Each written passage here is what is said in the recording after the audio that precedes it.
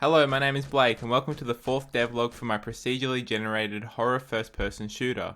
It still doesn't have a title yet, but hopefully I'll come up with one soon. Since the last devlog, I decided to rewrite the enemy AI pretty much completely from the ground up.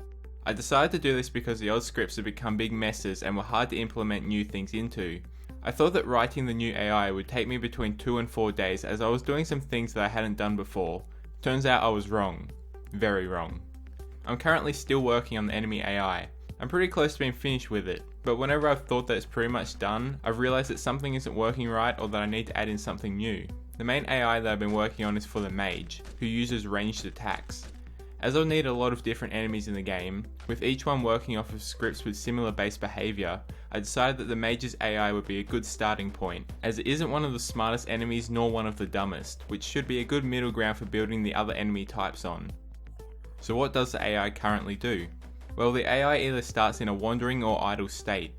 When idle, they stand still until they see the player, or when wandering they pick a random spot on the nav mesh between a minimum and maximum distance away, walk there, stop, and then wait a few seconds before finding a new position and moving to that. This took me a couple of days to get working right and it still needs some tweaking, but I'm pretty happy with where it's at now.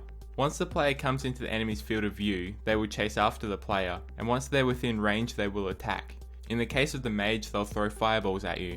This is a temporary attack and will probably be changed later on. If the enemy loses sight of the player, they will keep chasing them for a short period of time, before returning to either their idle or wandering states. The other thing that the AI does is react to being shot. Like wandering, this was another part of the AI that took a long time to implement. It took me 3 or 4 attempts to get right as I was overcomplicating things for myself. What it does is when hit with a bullet or melee attack, the enemy stops moving and goes into a hit reaction animation while searching for the player. It then waits a short length of time before resuming what it was doing before. This can be toggled on or off for each enemy, as bigger enemies don't typically react to hits like smaller enemies do.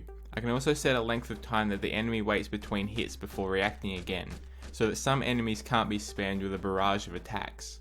It's all relatively similar to the AI that I had previously, with the addition of wandering and hit reactions, but the biggest thing is that it's all much easier to read and to modify now. AI is obviously the main thing that I've been working on, but I've also improved a few other things. I've cleaned up the weapon scripts, which had also become a bit of a mess and had a lot of unnecessary code in them, and I fixed a small bug which would occasionally cause sparks to shoot out of an enemy instead of blood when they're killed. And well, that's pretty much it. Nothing super exciting yet, as I'm really focusing on getting all of the core systems in place and making sure that they work as expected.